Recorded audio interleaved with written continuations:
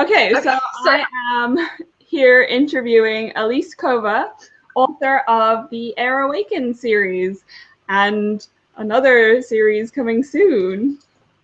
So, yes, I'm so excited about it.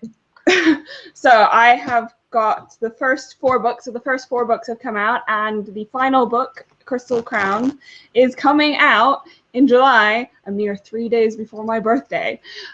So that'll be I my totally planned it that way. So yeah. it was like, So, Elise, I've got a few questions for you. Are you ready?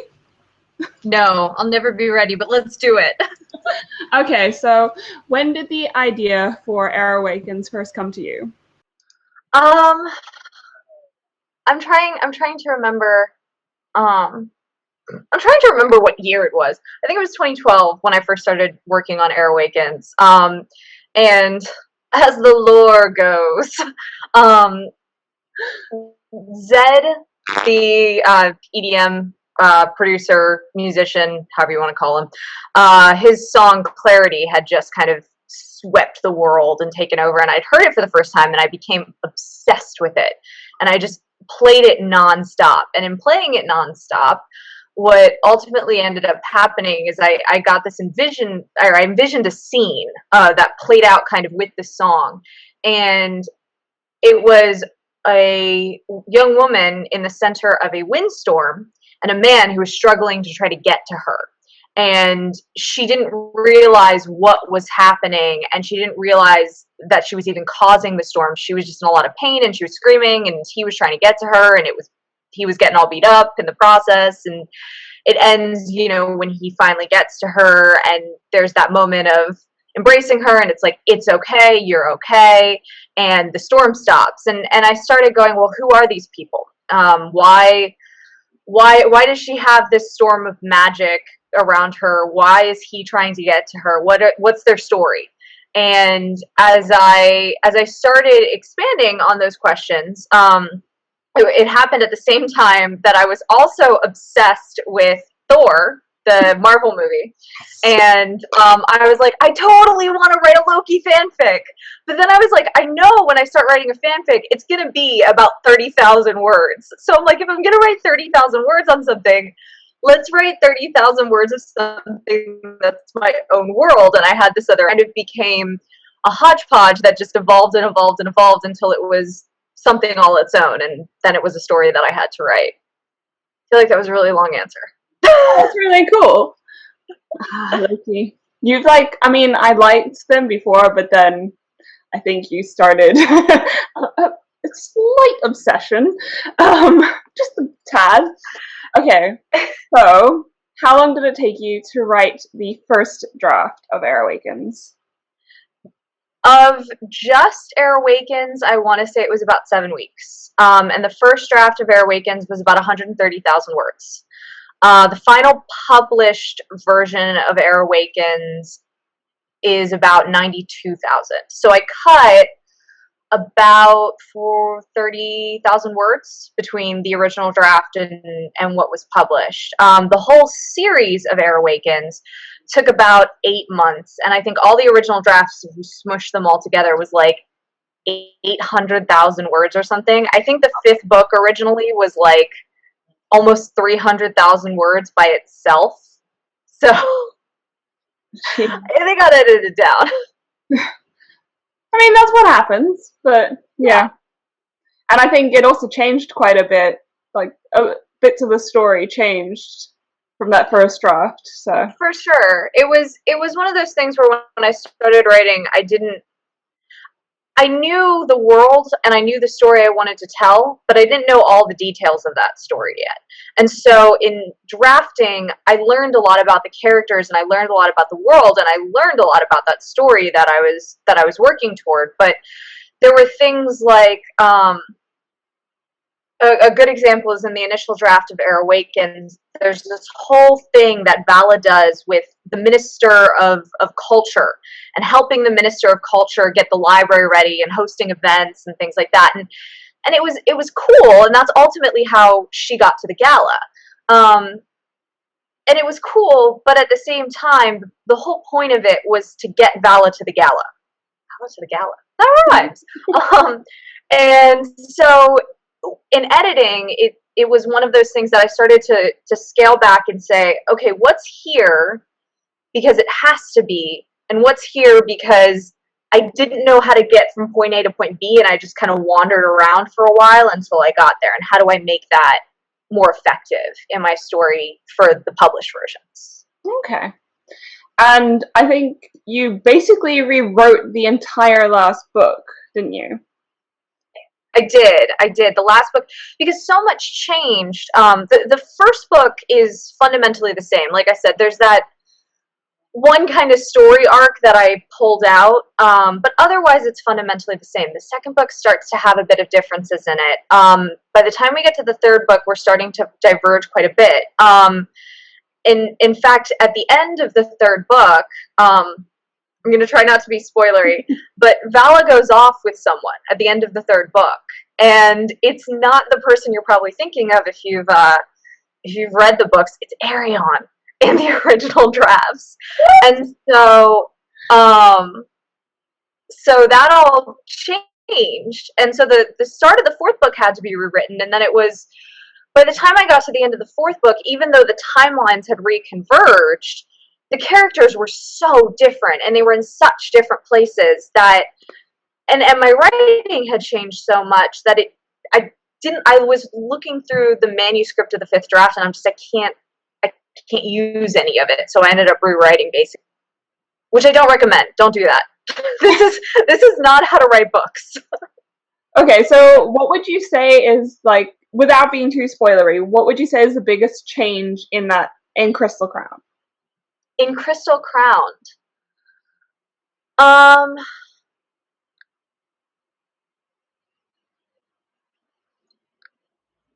probably. Oh, it's really spoilery. Okay.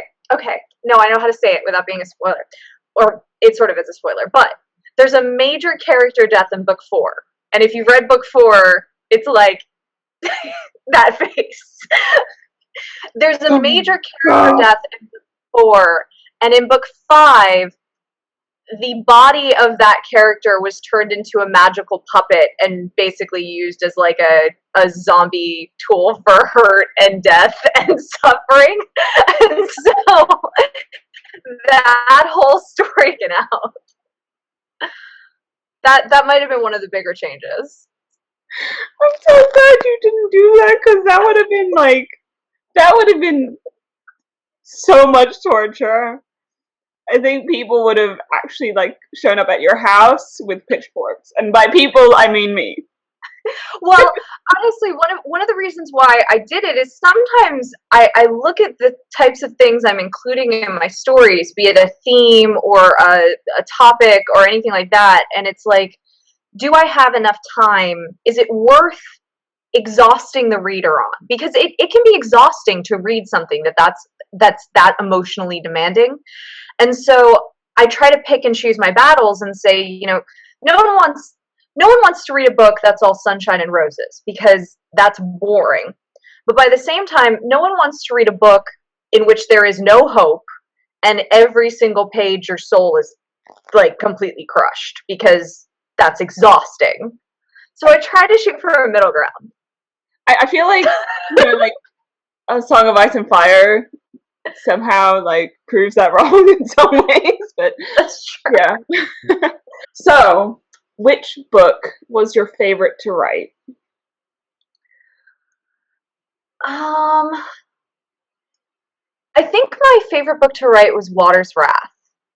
And I think it was my favorite book because everything came together in Water's Wrath. The whole plot was revealed, and it was kind of that moment where I could have a lot of that exposition where the world had been set up, the story had been set up, you find out who the big bad is. There's a lot of things that kind of come together in Water's Wrath that I really enjoyed working on. But in my original drafts, it might have been the third book, Earth's End. which these weren't the original titles, but it was probably the third book, but only because that was the first book that I wrote a Smexy time chapter or 5 between Vala and Aldrich. So that was really satisfying for me. like You kept us waiting so long. One of those, yeah, the slow burn had been so agonizing for me to write that as soon as it happened, I was just like, and we're gonna have 3 chapters of smut now. And then I was like, oh wait, I can't have that in my Yeah, but you had, I mean, Earth's End, I would almost say is my favorite for reasons. Yeah, I mean, I try to keep a little bit in there because I don't want it to be sterile. Like, I want the characters to do what they would do, and if that's having sex, then that's having sex. If it's something else, it's something else. And so, I don't want to have characters act unnaturally for the sake of fitting a mold, being appropriate. But at the same time, I probably can't have 3 chapters of explicit sex. But we can take that for fan fiction. Yeah. I mean, I've thought about like making a fan fiction pen name and just re-releasing my original chapters on like incognito. Okay, what about your favorite secondary character? It would have to be Jax for me. And probably the reason why it has to be Jax is because he really stole my heart. Like, when I was writing the story the first time, he doesn't come in the story. He's mentioned, but he doesn't come in the story until book 3, and that's the same from the original drafts to the published versions. But as soon as he came in the story, there was just something about him and writing him that was just so fun and so natural. I don't know, maybe I'm saying I'm a little messy because he's a bag of cat. I didn't expect he was just going to be a Golden Guard member that was just kind of there in the wings and would do some stuff and have some lines. And then I liked him so much that throughout books 4 and 5, I tried to write him into the story when I hadn't been planning on it. And so in the original drafts, I think Jax was a lot more forced into the story. But I think in the rewrites, because I knew the character that I wanted him to be, it was a lot more natural to start mentioning him earlier and then have him flow these moments with him and Vala. And his and Vala's dynamic is just one that I love so much because they genuinely care about each other in a very weird way. Man, I love Jax. I also like Fritz, but yeah. Jax and Fritz. Fritz is my cinnamon roll. Yeah, exactly. Fritz is my too good for this world, too pure. He is an absolute sweetheart. And yeah. Okay, but yeah, so with Air Awakens, kind of like with George R.R. Martin, and you know, I mean, you earned the nickname Darth Kova. You take no prisoners. Did you made so many people cry and like rage and get really upset? So I want to know, did you ever cry over the scenes that you wrote? Or are you really the heartless person that we all think you are? And that I got choked up in a couple of them. The character death in book 2 I got choked up over. Got choked up the first time that I wrote, it was different, but the first time that I wrote the confrontation of Vala and Aldrich at the end of the 3rd book. If I stop writing, I'm not going to do it. I have her in the sitting. So I had a box of tissues and I was just like, and I'm playing like the saddest music on the planet too while I'm writing it. And it's just like, no. But yeah, I have cried while writing. I've cried and I've raged and I've wanted to smack my characters for not doing things that I want them to do. Now, a little bit different. So, what books have you read? Can you recommend any books that have made you cry? Are there any that spring to mind? that I am a total wuss, and I'm the person who cries at like Mother's Day because I'm like, oh my god, I have a mom.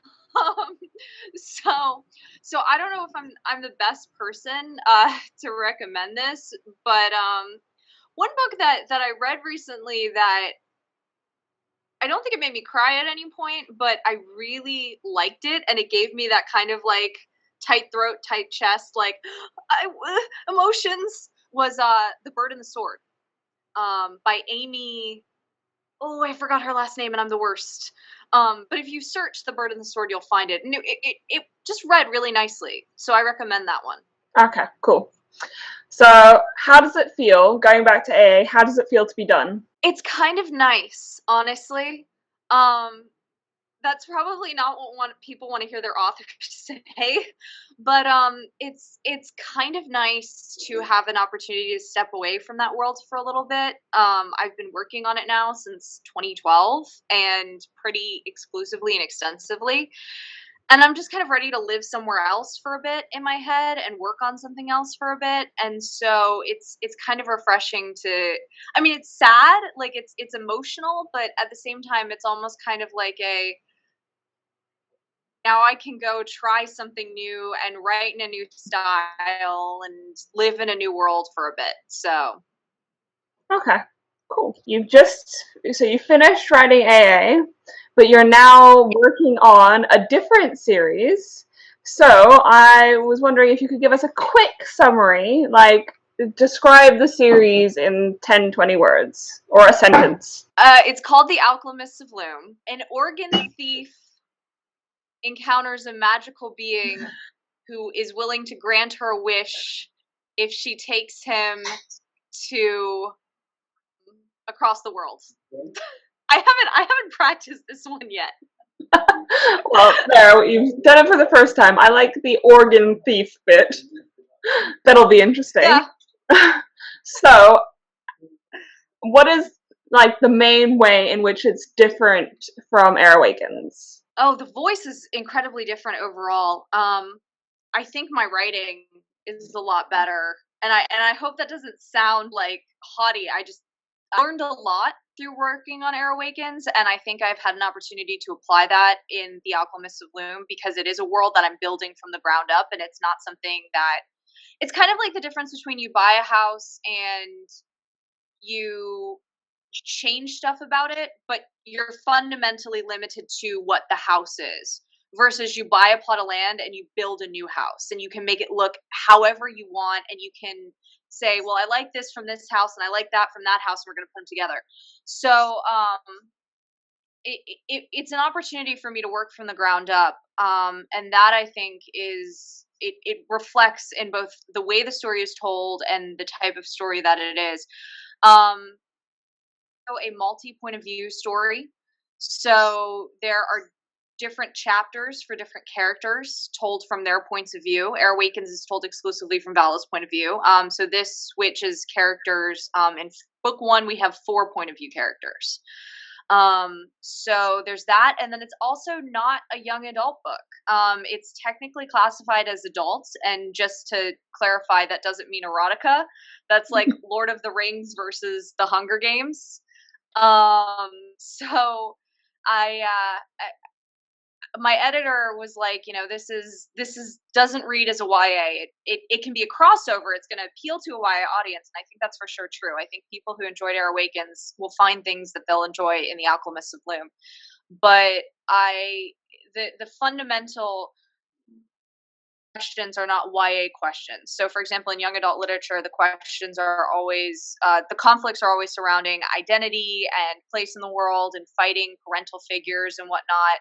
Whereas in The Alchemist of Loom, the characters, for the most part, are very self-aware and self-realized. They know who they are, and they know what they want, and they know what their place is in the world. And so it's them trying to reach their ends. So, quickly, in what one way, how is it similar to Air Awakens? How is it similar to Air Awakens? Ooh, Okay, they both have magic in them, and in the Air Awakens, magic system, the magic was elemental based, and so you had air, and the powers were limited by elements. In the Alchemist of Loom, the powers are limited as well, but it is not elemental based. It is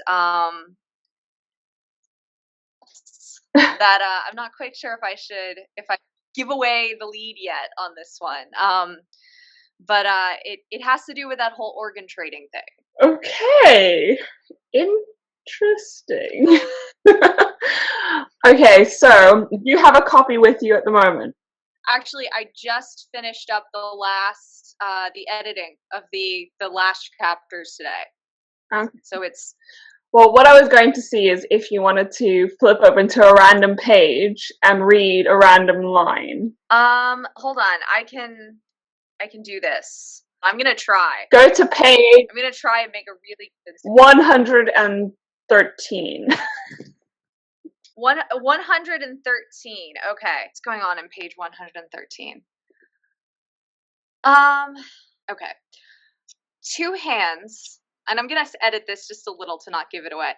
Two hands closed around hers, and the dragon's stormy blue eyes stared into her.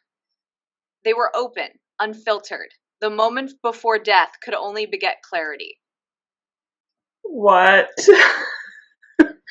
What? Okay. I'm gonna try and be satisfied with that.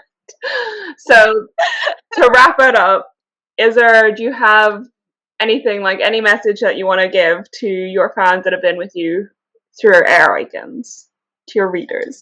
Oh man, I say it all the time, but I don't mean it any less one time to another. Thank you so much.